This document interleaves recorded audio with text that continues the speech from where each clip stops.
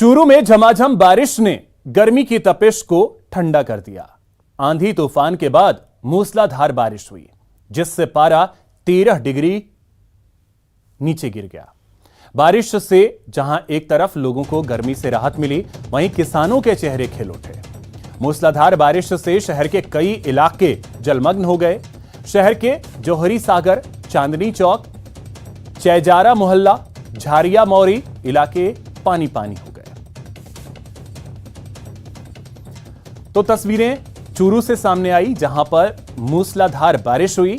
लगातार गर्मी से लोग परेशान थे, लेकिन इस बारिश ने लोगों को गर्मी से राहत दी। हालांकि कुछ जगहों पर लोगों को परेशानी का भी सामना करना पड़ा, क्योंकि कई जगहों पर जल भराव की स्थिति भी देखने को मिली। तो ये तस्वीरें हम आपको दिखा रहे हैं चूरू से। दो तस्वीरों के जरिए आप देख सकते हैं, एक तो झमाझम बारिश और दूसरी जो तस्वीर है वो परेशानी की, क्योंकि मूसलाधार बारिश की वजह से कई मोहल्ले जो हैं वो जलमग्न हो गए। आप तस्वीरों के जरिए देख सकते हैं, घरों में भी पानी घुसा। लेकिन जिस तरीके से चूरू तप रहा था, गर्मी से लोग परेशान थे, उस गर्मी से चूरू वासियों को बड़ी राहत मिली। लेकिन बारिश एक तरफ राहत तो लेकर आई, वहीं दूसरी तरफ आफत भी लेकर आई है, जल भराव की समस्या। स्कूल ग्राउंड, बालिका महाविद्यालय और कोई प्रशासन ने कोई भी अभी तक कोई भी नहीं किए। घरों में पानी घुस रहा है, जो मिट्टी के कट्टे डालते हैं अभी तक वो नहीं डाले हैं। पूरे रास्ते अवरुद्ध हो रखे हैं, कॉलोनी से बाहर जाने के लिए कोई रास्ता नहीं है। यहाँ रेलवे फाइटिंग क्रॉसिंग पे भी 2-2 फुट पानी आ रखा है। कोई भी मतलब मार्केट में जाते हैं तो कोई भी रास्ता सारा जाम हो रखा है, कोई भी रास्ता जाने के लिए यहाँ नहीं है।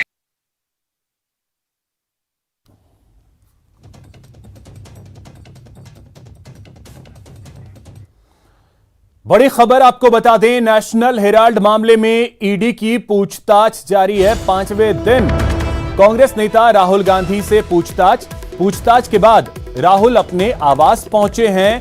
राहुल गांधी को आधे घंटे का ब्रेक दिया गया। ब्रेक के बाद उनसे फिर पूछताछ शुरू हो चुकी है। अधिक जानकारी के साथ सहयोगी शंकर आनंद हमारे साथ जुड़ गए हैं। शंकर, क्या जानकारी? राहुल से अभी भी पूछताछ चल रही है? देखिए, आधे घंटे का ब्रेक दिया गया था राहुल गांधी को, और आधे घंटे का ब्रेक के बाद अब राहुल गांधी फिर से पूछताछ की प्रक्रिया में हिस्सा लेने के लिए वापस ईडी मुख्यालय पहुंच चुके हैं। ईडी मुख्यालय में इस वक्त में राहुल गांधी से पूछताछ चल रही है, और जहां तक हमारे ईडी के सूत्र बताते हैं कि आज की जो पूछताछ है वो काफी महत्वपूर्ण होने वाली है। वो काफी महत्वपूर्ण राहुल गांधी के लिए भी होने वाली है, और जांच एजेंसी ईडी के लिए भी महत्वपूर्ण होने वाली है। और जिस तरह से हमारे सूत्र बताते हैं कि इस मामले में आज की रात एक तरह से कह सकते हैं कि कहा जा सकता है कि इस इन्वेस्टिगेशन के लिए काफी महत्वपूर्ण होने वाला है। हालांकि इस मामले में कुछ ज्यादा विस्तार से नहीं बताया गया, लेकिन इतना जरूर बताया गया है कि इन्वेस्टिगेशन के मायने से आज की रात काफी महत्वपूर्ण पूछताछ होगी, और ये पूछताछ की प्रक्रिया काफी लंबी जाने वाली है। तो एक तरह से कह सकते हैं कि इन तमाम मामलों की गंभीरता को देखते हुए आज ईडी मुख्यालय में जो सरगर्मियां जो है यहाँ के, एक कहा जा सकता है कि ईडी मुख्यालय का जो पारा है वो काफी आज गर्म हो चुका है। और खास तौर पर इस वजह से पारा गर्म हुआ है क्योंकि अभी रात में जब 9 बजे के लगभग में राहुल गांधी को छोड़ा जाता है थोड़ा सा ब्रेक के लिए, और ब्रेक के बाद फिर से अगर पूछताछ के लिए रात में 9 बजे बुलाया जा रहा है, इस वजह से एक और जहां पे कई तरह के कयास लगने शुरू हो गए हैं कांग्रेस मुख्यालय में, तो वहीं दूसरी तरफ कहा जा सकता है कि ईडी मुख्यालय के अंदर और ईडी मुख्यालय के बाहर भी कई बातों को लेकर भी चर्चाएं शुरू हो गई हैं। लेकिन जो हमारे सूत्र बताते हैं कि आज पूछताछ की प्रक्रिया जैसे जैसे लंबा आज खिंचता चला जाएगा, कई लोगों की जो सांसें हैं वो रुकी होंगी। हालांकि आज राहुल गांधी से जुड़े मसले पर जिस तरह से ठीक है शंकर, तो आप नजर बना करके रखिए, क्योंकि इन्वेस्टिगेशन के लिहाज से जैसा आप बता रहे हैं बेहद अहम पूछताछ होने जा रही है। नजर आप बना करके रखिए, और भी अगर कोई अपडेट वहां से आता है वो भी आपसे लेते रहेंगे। फिलहाल बहुत शुक्रिया आपका। वहीं सीएम अशोक गहलोत ने एक बार फिर केंद्र पर निशाना साधा है। ईडी और केंद्रीय जांच एजेंसियां दबाव में काम कर रही हैं, यह कहा है सीएम ने।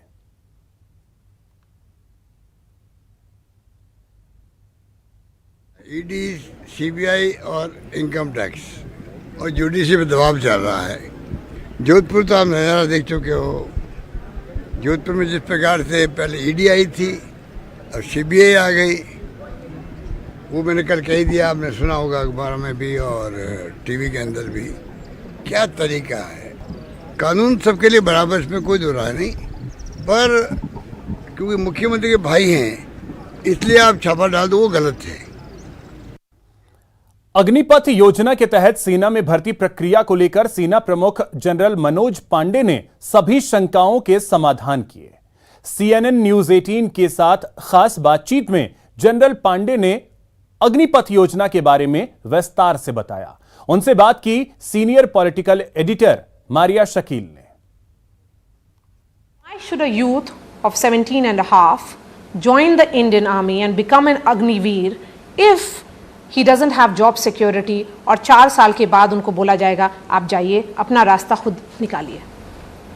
धन्यवाद। ये बड़ा ज़रूरी प्रश्न है और आपके माध्यम से मैं नौजवान युवकों के लिए या युवाओं के लिए ये खास करके इस प्रश्न का जवाब देना चाहूँगा। सबसे पहले मैं कहूँगा कि ये एक सुनहरा अवसर है युवाओं को भारतीय सेना में आने का और देश के लिए, समाज के लिए कुछ करने का।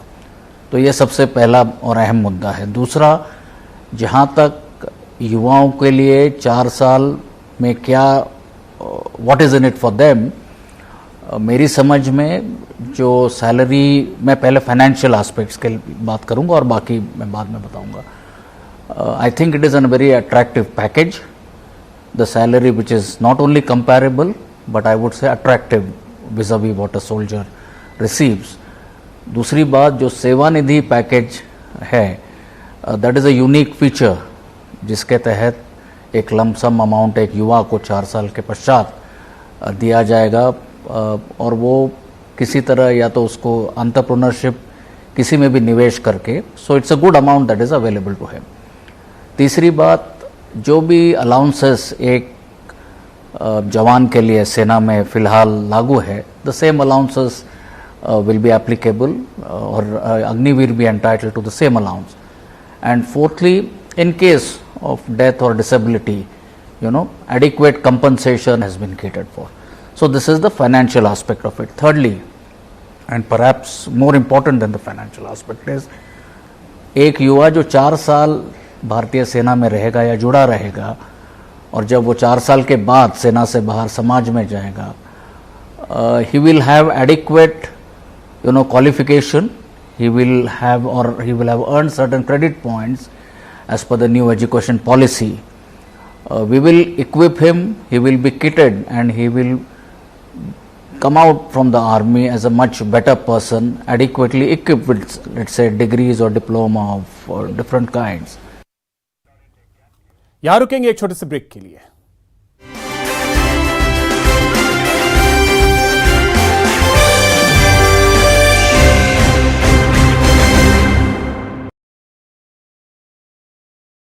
जुड़ने को योग कहते हैं। जब यज्ञ और योग ये दोनों चीज़ें जुड़ जाती है तो हमारे शास्त्रों में भी कहा गया है कि ब्राह्मणों से मुखमासित बाहुराजन्यः कृतः उरुतस् जदवैश्यः पदव्याम घुम शूद्रो अजायत। पंडितों और योगाचार्यों का कहना है कि हवन का धुआं शरीर की रोग प्रतिरोधक क्षमता को बढ़ाता है और योग रोग प्रतिरोधक क्षमता के साथ शारीरिक क्षमता को बढ़ाने में सहयोग करता है। हवन में गूगल, लोबान, चंदन, सेंधा नमक, काली मिर्च, नारियल, नीम के पत्तों का इस्तेमाल होता है जो वायरस को खत्म करता है। आयुर्वेद में हवन के माध्यम से वायुमंडल को स्वच्छ करने का विधान बताया गया है। मंत्र विद्या से क्या है कि मानसिक शुद्धि होती है और हवन विद्या से प्रकृति की शुद्धि होती है, साथ ही योग से शारीरिक शुद्धि होती है। योग से आज हम लोग ने यहाँ पर योग किया हवन के साथ, हमें बहुत मानसिक शांति का अनुभव हुआ और इतना स्वच्छ वातावरण है यहाँ पर और बहुत ही हमें अच्छा लग रहा है।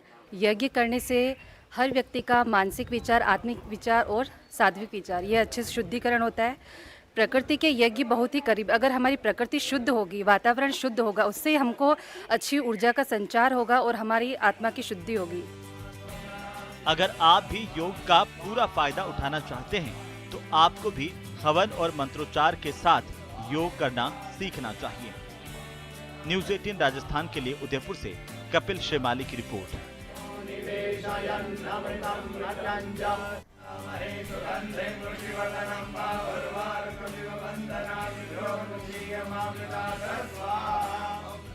कहते हैं खुली हवा में योग का अलग ही आनंद है, लेकिन जिस तरह से प्रदूषण का स्तर बढ़ रहा है उसकी वजह से लोग खुली हवा में योग करने से डरने लगे हैं। ऐसे में कुछ लोग हवन और मंत्रोच्चार के साथ योग करने की सलाह देते हैं। इनका कहना है कि हवन में औषधियों के जलने से आसपास का वातावरण शुद्ध हो जाता है और इस हवन कुंड के पास मंत्रोच्चार के साथ योग करने से योग के फायदे तो होते ही हैं, साथ ही मन भी शांत होता है और एकाग्रता बढ़ती है। हवन में आधा घंटा बैठते हैं तो क्षय और दमा जैसे रोगों से राहत मिलती है। हवन करने से वातावरण 94% 95% जो विषाणु जीवाणु है वो नष्ट हो जाते हैं, वातावरण शुद्ध होता है और शुद्ध वातावरण में हम योगाभ्यास योग करते हैं तो उसका लाभ कहीं 100 गुना बढ़ जाता है। योग का महत्व तभी बढ़ता है जब उसे स्वच्छ वातावरण में एकाग्रचित होकर के किया जाए। हवन करने वाले नीरज आमेटा का भी मानना है कि प्राचीन काल से यज्ञ से शुद्ध हुए वातावरण के बीच योग की परंपरा रही है और वर्तमान दौर में जब पर्यावरण प्रदूषित हो रहा है तो यज्ञ और मंत्रोच्चार के बीच ही योग करने की जरूरत है।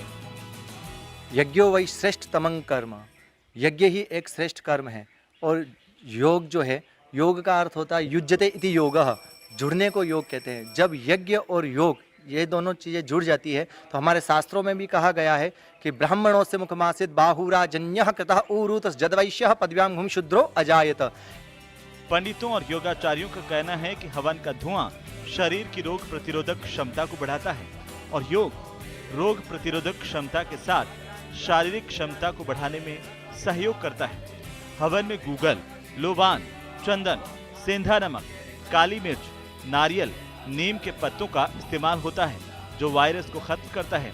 आयुर्वेद में हवन के माध्यम से वायुमंडल को स्वच्छ करने का विधान बताया गया है। मंत्र विद्या से क्या है कि मानसिक शुद्धि होती है और हवन विद्या से प्रकृति की शुद्धि होती है, साथ ही योग से शारीरिक शुद्धि होती है। योग से आज हम लोग ने यहाँ पर योग किया हवन के साथ, हमें बहुत मानसिक शांति का अनुभव हुआ और इतना स्वच्छ।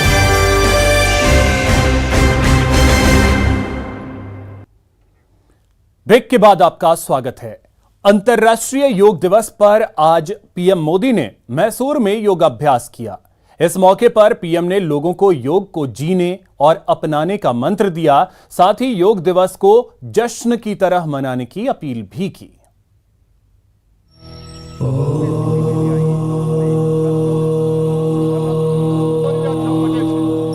8वें अंतर्राष्ट्रीय योग दिवस पर मंगलवार को देश भर में 75 ऐतिहासिक स्थलों पर कार्यक्रम आयोजित किए गए। इस मौके पर प्रधानमंत्री मोदी ने कर्नाटक के मैसूर पैलेस ग्राउंड में करीब 15,000 लोगों के साथ योग किया। यहां पीएम मोदी ने योग की शुरुआत ताड़ासन, त्रिकोणासन, भद्रासन जैसे आसनों से की। योग अब एक वैश्विक पर्व बन गया है। योग किसी व्यक्ति मात्र के लिए नहीं, संपूर्ण मानवता के लिए है। इसलिए इस बार अंतर्राष्ट्रीय योग दिवस की थीम है योगा फॉर ह्यूमैनिटी। मंगलवार को पूरी दुनिया में योगा फॉर ह्यूमैनिटी थीम पर अंतर्राष्ट्रीय योग दिवस मनाया गया, जिसके लिए पीएम मोदी ने दुनिया के देशों के साथ साथ यूनाइटेड नेशन का धन्यवाद किया और कहा कि आज देश और दुनिया में योग जीवन शैली का हिस्सा बनता जा रहा है। योग आज हमारे लिए केवल पार्ट ऑफ लाइफ नहीं है। प्लीज रिमाइंड, ये पार्ट ऑफ लाइफ नहीं है, बल्कि योग अब वे ऑफ लाइफ बन रहा है। अंतर्राष्ट्रीय योग दिवस के मौके पर पीएम मोदी ने लोगों को योग को जीने, अपनाने और पनपाने का मंत्र भी दिया। योग को एक अतिरिक्त काम के तौर पर नहीं लेना है। हमें योग को जानना भी है, हमें योग को जीना भी है, हमें योग को पाना भी है, हमें योग को अपनाना भी है।